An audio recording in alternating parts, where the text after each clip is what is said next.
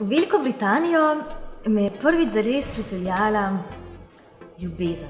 Prvi pravi stik z Veliko Britanijo je bil leta 2003, ko sem odšel študirati evropske študije v Liverpool kot štipendist, achieving štipendist britanske vlade.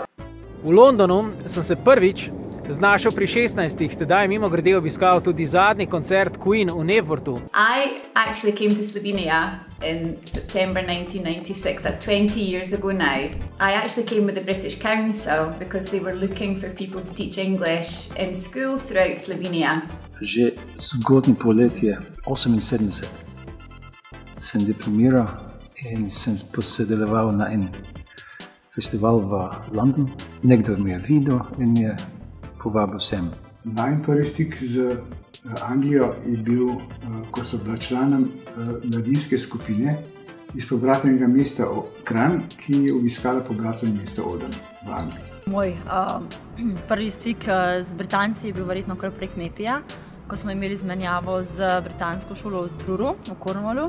Po končani fakulteti za arhitekturo tukaj v Ljubljani in pač nekaj let izkušenj že v praksi, sem se odločil, da hočem delati magisterij v Londonu.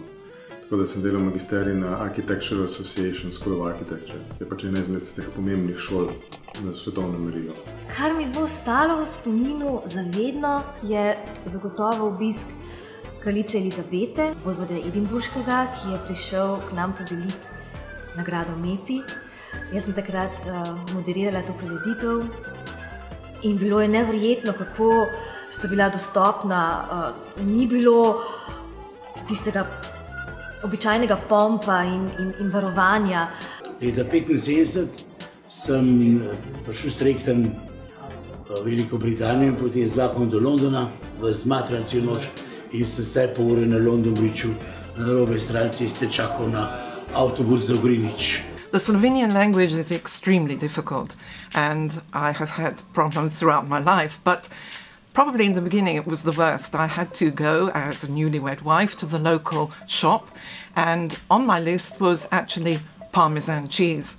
The lady behind the counter asked me in Slovene what did I want and I was so nervous that I said 10 dekagramov partizanov, prosim, which means 10 decagram of partisans, please. A few days later, I had to go back to the shop to buy something else, and as I walked in, the shop assistant behind the counter nudged another lady and said to her, "Look, that's her who eats partisans."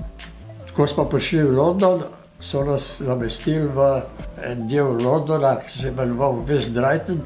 Tam nas je bilo 300 ljudi, ker ni bilo nobene olimpijske vasi, smo bili razmetani praktično po celem Londonu. Najbolj smešna stvar se mi je zgodila na potovanju v Anglijo na paraolimpijske igre v Londonu. Tam sem namreč na letališču se je pokvarila ključavnica na sanitarijah za invalide in sama sem ostala zaklenjena v nekaj časa. Seveda so me potem na srečo še pravočasno rešili, tako da sem tudi let za v London še ujela. Meni je zlato MEPI priznanje podelil princ Andrew. To je bilo na osnovni šoli v Domžalah. Anekdota je bila pa ta, da so bili vsi tukaj na takem dogodku seveda primerno oblečeni. Mi pa še z dvema prijateljoma smo bili pa nekako v džinsu, pa zelo casual oblečeni, ker smo malo prej imeli promocijo programa MEPI za vse učence te šole in smo zunaj kurali ogenj. Tako da sem pred princa stopil prijetno dimljen. Ko se je izvajal program Rising Stars in sem bil izbran za enega od Rising Stars. In moram reči, da je to ena super izkušnja, na katero imam še vedno lepe spomine. In to je bilo eno leto sodelovanje tako z British Councilom kot z veleposlaništvom v Ljubljani. Ko sem se potegovala za achieving štipendijo za študij v Angliji, ko me je eden izmed oseb v komisiji Anglež vprašal, kje sem se naučila tako govoriti angleško in sem rekla v šoli. In je rekel, v kateri šoli? V Sloveniji? In sem rekla, ja, v Sloveniji. Je rekel, no super, ker mislim, da bi naše Angleže lahko poslali v to šolo se učiti angleščine. Odnosi so sjajni zaradi tega, ker tukaj Slovenci so zelo mehi in radi slišajo, kako Angleži klatajo po slovenščini. Vse je oproščeno. In moram reči, da sem tudi zelo vesel, ko vidim, da večina britanskih veleposlanikov, ki so bili ali pa ki so v Sloveniji, si zelo prizadevajo tudi govoriti slovensko, kar je zelo pohvalno. Odnosi med Veliko Britanijo in Slovenijo so najbrž raznovrstni. Mi poznamo predvsem kulturne izmenjave, pač arhitekturne.